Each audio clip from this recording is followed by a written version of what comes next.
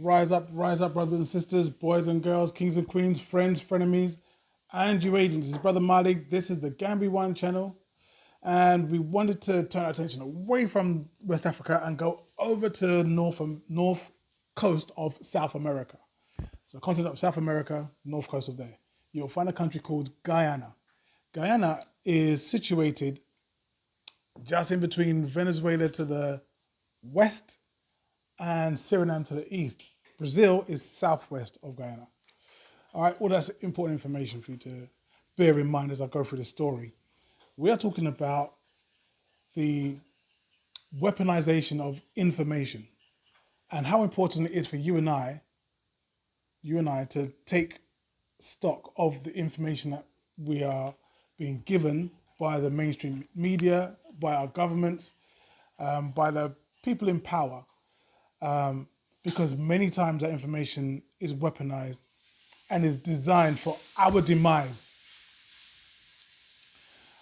Okay, so as you may or may not be aware, right now, Guyana, the poorest country on the whole South American continent, has recently found oil in 2015.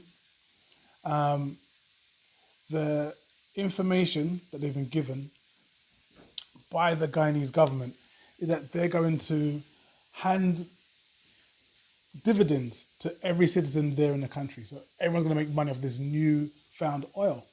So everyone's very pleased with themselves. Aren't we clever? Look at us sitting here and we're enjoying it. There's only 880,000 people who are living in that country. The country's a large-sized country, but its inhabitants are very small for a couple of reasons. First being that, the Dutch went over there and colonized the area. Now, when I say colonize, we don't take into consideration what it actually means. What it actually means is that there was a bunch of people who came over to the country and by force took the land, took the resources. That meant people were dying, people were getting killed in the name of the King of Holland, 1860. Then in 1876, the British came along and they were like, actually, no, we're going to take this place, and took it off of the Dutch, which would have been a massive destabilization of the country in the name of the King of England. So that's the background.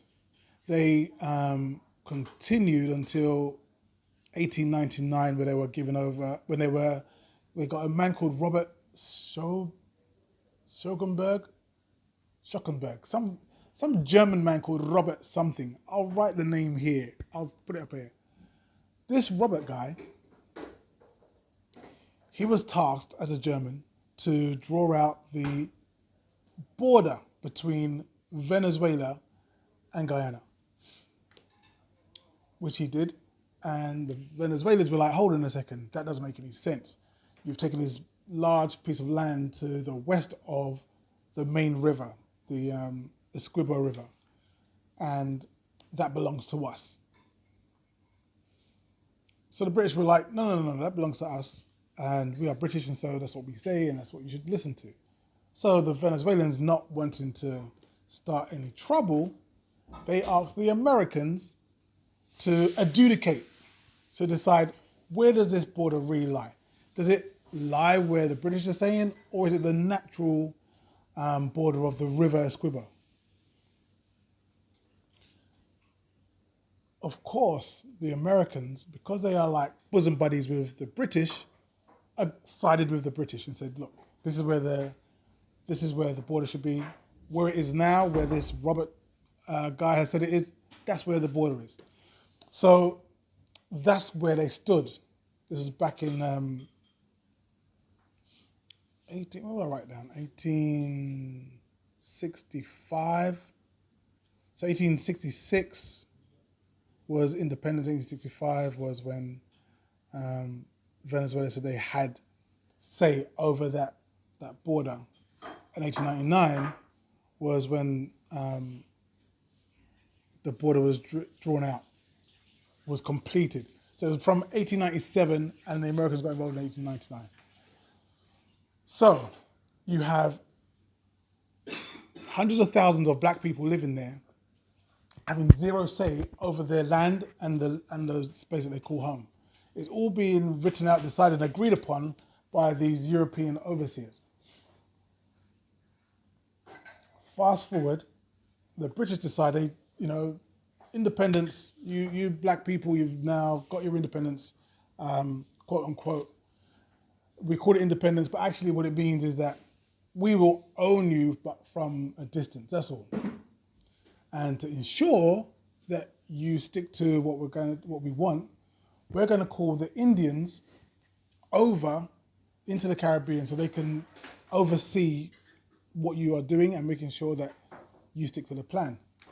And at this point, the Indians were in a world of trouble because the British were dominating them totally.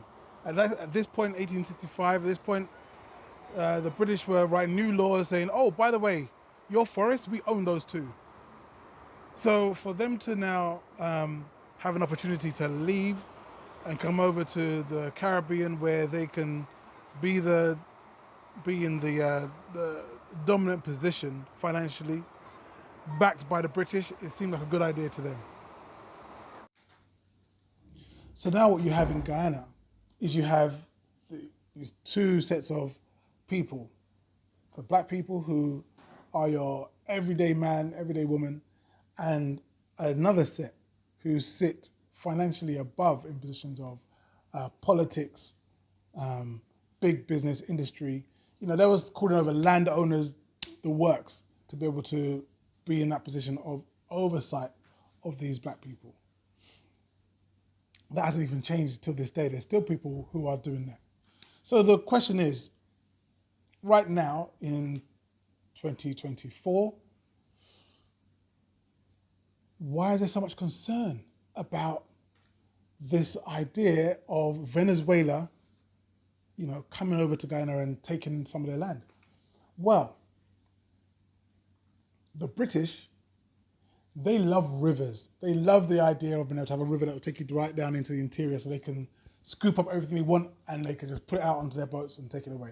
That's the reason why Gambia exists, because in this whole region called Senegambia, there's that one river now called the Gambia River, and the British said, you know what, France can take all of this and we're going to just take this little piece on either side of the river. And that's where we're going to own.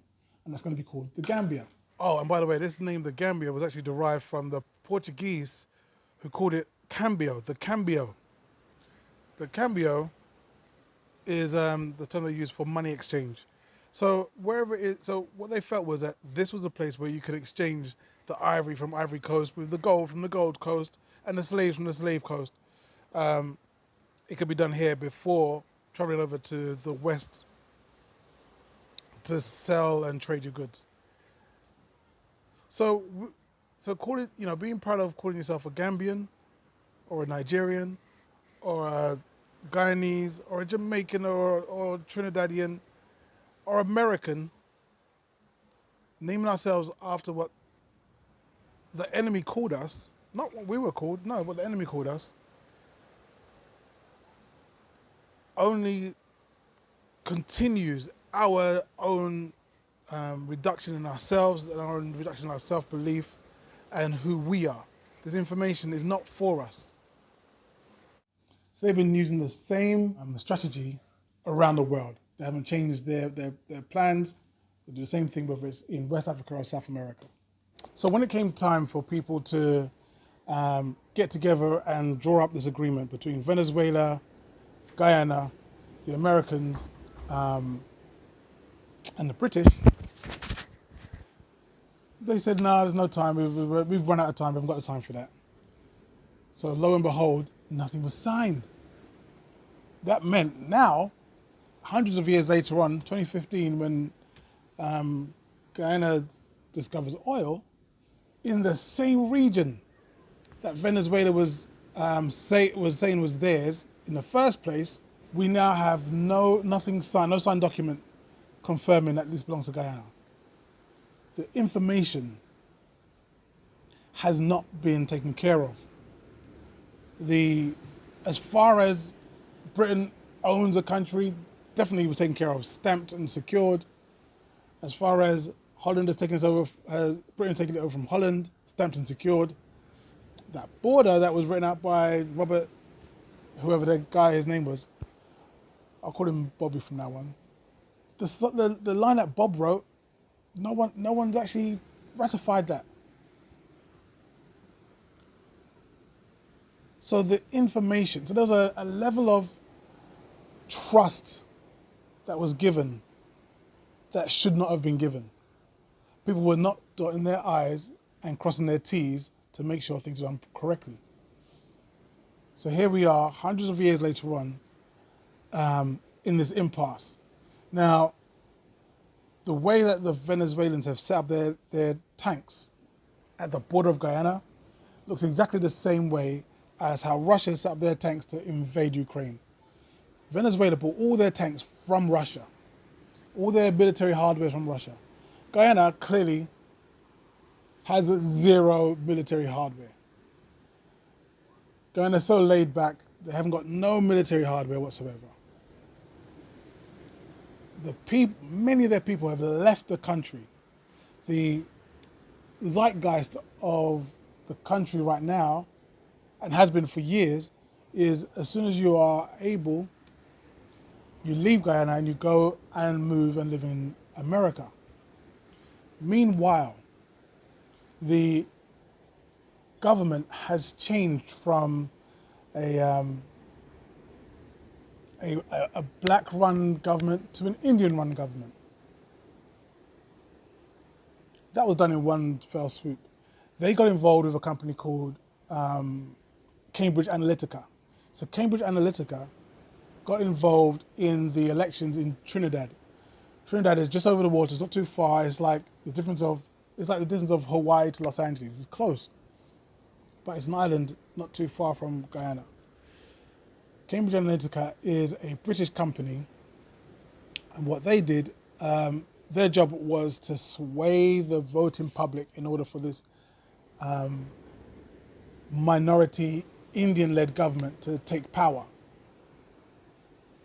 So what Cambridge Analytica did was that they used Facebook to start a youth movement among black Trini people, saying, we don't agree with the government isn't here for us, so what we've decided to do is not vote, not be involved at all.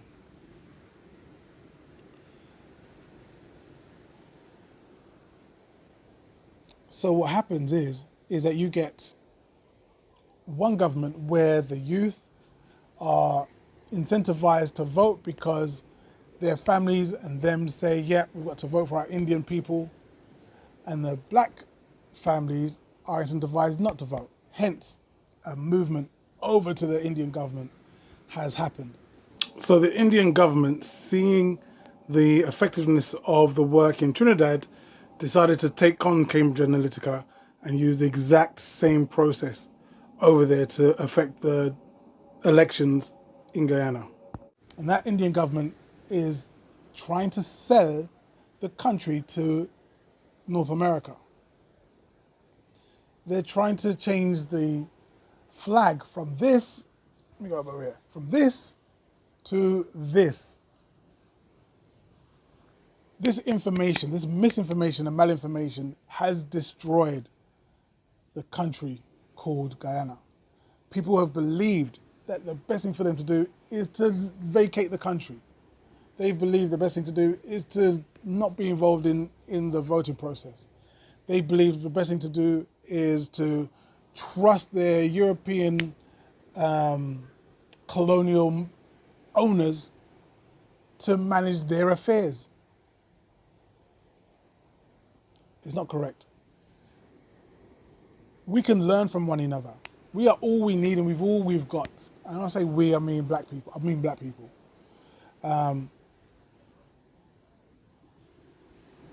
Let me give you a quick example. For example, over in London, there's an area called Thamesmead. Back when I was a small boy, Thamesmead was well known for its for it being a racist area. Like, if you are white, you're all right. If you're brown, get out of here. If you're black, you're dead. I think that's how it goes. I had a friend who was living over there, and him and his family had to go into witness protection because of the amount of threats and Molotov cocktails thrown at their door and so on. Just because of the colour of their skin. So we learned, let's not be involved in that area. Let's not go into the area, stay away from that area. That area is not safe. The Nigerians moved in that area. And you know, like how they have redlining in the States, where if you're a black person moving into an area, you're going to reduce the property prices of all the houses in that sort of vicinity. That would dissuade other black people from moving there because they don't like the fact that they're being being mistreated by the system. Well, the same thing was happening in Thamesmead. These Nigerians were moving in, the property prices were going down. The Nigerians said to their friends, hey, you wouldn't believe it. As a Nigerian, if you come in here, the prices go down, so now you can afford to move in too. So now, this whole kind of systematic way of reducing the price because on some racist BS, the Nigerians took advantage of that, and you've got a whole swathe of people who are homeowners in this area. Just like in America, white flight took over, the white people left the area because they couldn't stand living near so much jollof rice, so much geles, they couldn't take it. So that ensured that more and more Nigerian people were able to move in. They're happy, and obviously you can't have a whole town where the prices are lower. No, you've got to put the price up. It's got to go back to where it was before, because you've put the prices down on some fake non-financial reasons, and instead it's all been on, well, I don't like the look of them, so I'm going to bring the price down. So that wasn't real. So the prices had to go back up, because you can't have a whole town just having the prices down for a long period of time. So they've won. They've used that system against the people who've put that system in place. So we can learn from each other. We can work with each other. You know, my last video I did, I was talking about no,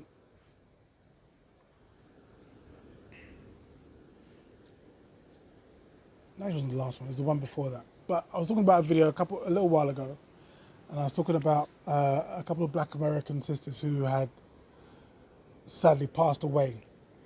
And the feedback I saw from that, a lot of it was, well, don't call me African, I'm black American. Or don't call me African or black American, call me Israelite. So there's other kind of points of view that are coming up. And so those people, I would say, look, regardless of what you call yourself or what you identify as, there are people here on the continent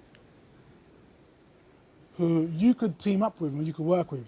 If you believe that you are African American, you could team up with African Americans here on the continent.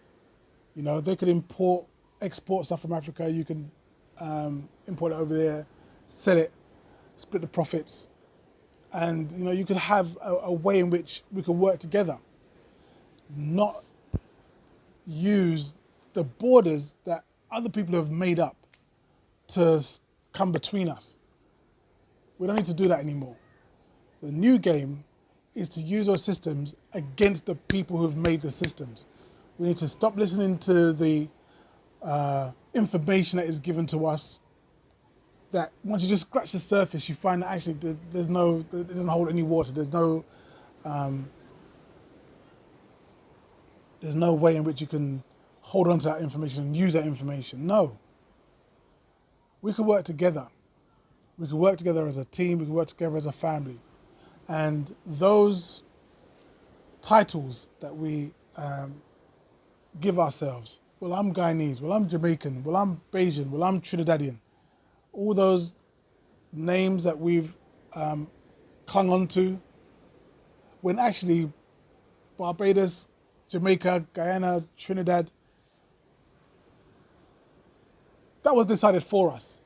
That was decided for us, not by us. So let's look at what we have in common, because we have way more in common than we have that separates us. Let's figure out our own plans. I'm learning here. You know, I'm learning that just calling someone an African American because they're black and they're from America isn't necessarily accepted, and that's fine by me. I'm learning. I like to learn. Just like people like to call me Jamaican, even though I'm not. It's not a big deal. The big deal is that we as a people have way more in common, and we can learn from each other, and we can work with each other to ensure the safety, security, and financial prosperity of us all as a family. Okay, that's what I have to say about this video. This is your brother Marley.